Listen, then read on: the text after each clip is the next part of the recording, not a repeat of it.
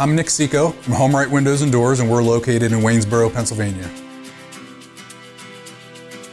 So we do vinyl replacement windows, we do steel and fiberglass entry doors, we do aluminum storm doors, and we do sliding patio doors, all made by Provia. The windows are a vinyl replacement window, and it could be anything from double hungs to casements to bay and bow windows and everything in between. So when somebody calls in the office and needs an estimate, they get Roxanne on the phone typically, and she would schedule an appointment for me to come out and take some measurements, provide some literature, go through what options we have, and then I would follow up within about 24 to 48 hours with an estimate with all the details of the products as well as the installed price. I find that we're typically much more affordable than the companies that you see advertising on TV or in a lot of other places. If they're spending a lot of advertising dollars, obviously they're passing those costs on to their consumers. You could go to our website at homerightwaynesboro.com, or you could call us at 717-749-4874. Local and live, covering Franklin and Washington counties, it's Let's Talk TriState.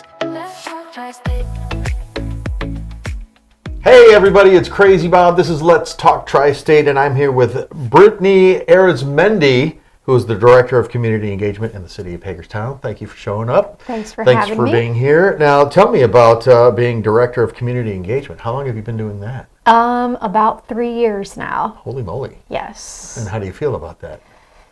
Feels like it's been a little bit longer. Yeah, ouch. Which is because a lot has happened Sure. in between that time. All good things. Sure.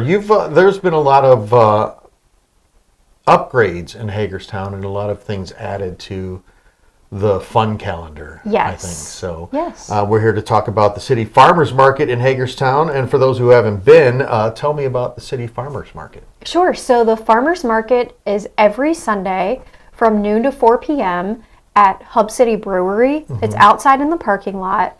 We average around 20 vendors each week. There are fresh fruits, vegetables, baked goods, artisan vendors, and the brewery is also open. So they have a food truck that used to be outside, has moved inside, and then of course they have their space there. Sure. And the farmers market used to be somewhere else, wasn't it? And it's just moved here? Yeah. So the last several years, the farmers market has been moving around. Okay. And we've been trying to find the best location because Hub City Brewery purchased the building that the City Farmers Market had traditionally been in. Oh, okay. So then it transitioned to an outdoor seasonal market in 2022 is when that took place.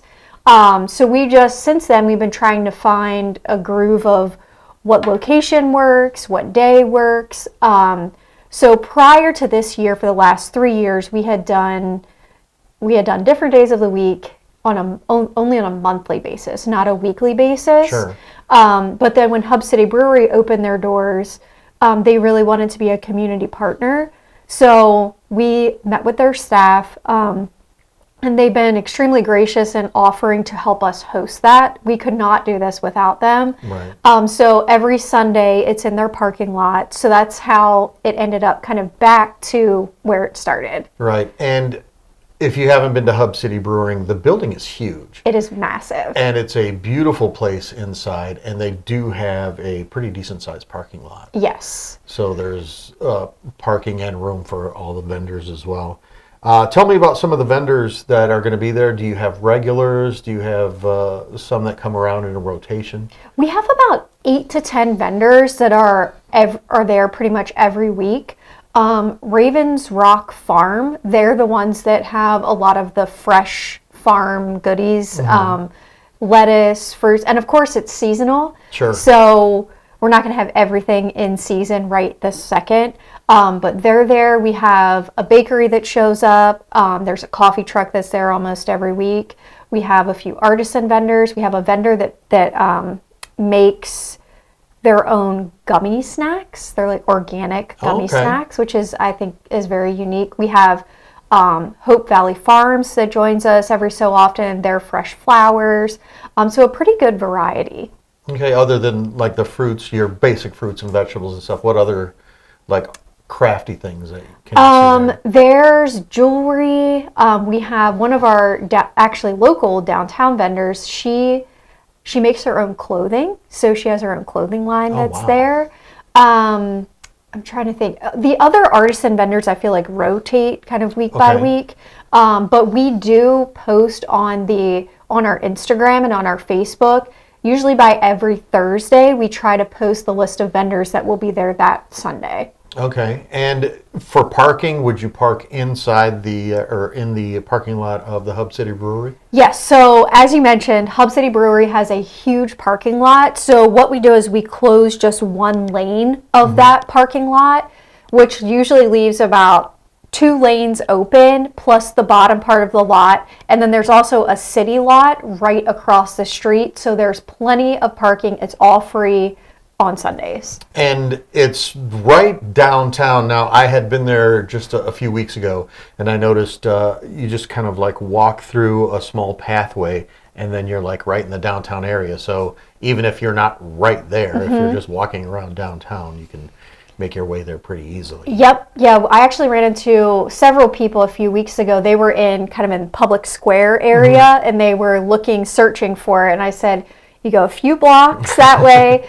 So it's basically off of Franklin Street. Sure. Right off of Franklin, you can go into what's called Market Walk, right past the Broad Axe, and in between the Broad Axe and the post office, and that'll get you directly to the farmer's market. That's the little pathway there to right walkway. Downtown, so it's really easy to find, and I'm sure there'll be plenty of signage down there. Now, when you go down there, what are your favorites?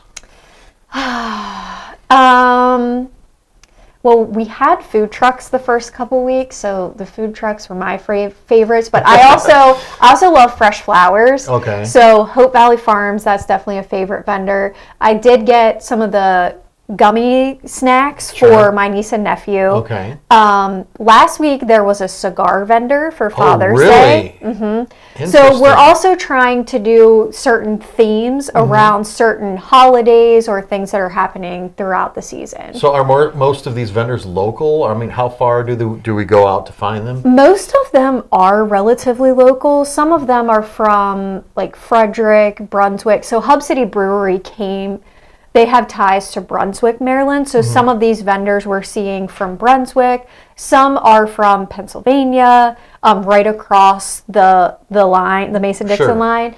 So it really is kind of a tri-state market area that we're pulling from. But again, there are also local vendors that live in the Hagerstown area as well. Okay, and what time does it start and what time does it go till? It starts at noon every Sunday. So it's from noon until 4 p.m. Okay, and anybody coming from, say for instance, somebody's traveling around, they're coming to see, what should they know before they come down? I think plan where you're going to park, but again, parking is easy for this, so park, and then I think take a look at our vendor list to see who's there. We do have a tent at the beginning, so if you have any questions, come visit. It's usually Hub City Brewery staffing that space, but we have all of our different events and activities that we're doing downtown, and they can answer any questions there. Sure. Now, if they wanted to see this, is this posted online anywhere? Is there a place they can get a hold of you? Maybe a vendor is watching and to get a hold of you to be a part of it? Absolutely. So anyone that's interested, you can go to mainstreethagerstown.org. We have a brand new website, which we're excited about. Excellent. So we do have a page on there for the farmers market. Okay. We do have a form still open. So if someone's interested in being a vendor, you just complete that form, and then someone should be in touch within about a week or so regarding interest in that. Now, if you were to pick any vendor out there or type of vendor that you'd like to see there, what would it be? Any type of vendor? Well, I think traditionally when people think of farmers market, they think of fresh meat. I don't really eat meat, but I know that's something a lot of people have voiced in, which we don't have a vendor yet for that. I eat more of the fresh fruits and vegetables. Okay.